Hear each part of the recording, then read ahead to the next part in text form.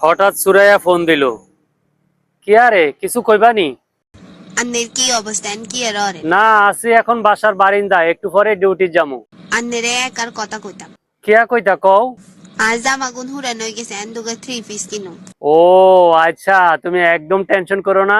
আমি আমার বোনেরে ফোন দিয়া বইলা দিতেছি, তুমি আমার বোনেতে টাকা 3,000 টাকা নিয়া 3 পিস কিনো। 3 পিস লাগবো আর আর কাছে টেন হাঁটাবেন হে জায়গা টাই বুঝি আর নন্দের কাছে যাই খাড়াই থাকতাম কেমন দেখা যায় না। দেন হিয়াতে নিলে অসুবিধা কি?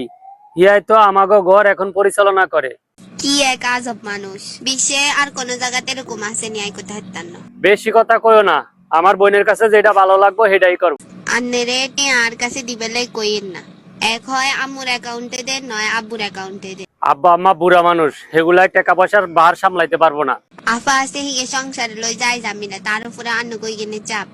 তোমার টাকা লাগবো সেটাই তো আমি আমার বোনেরে ফোন দিয়া কইয়া দেবো, যা লাগে তুমি আমার বোনেতে নিয়ে নিও।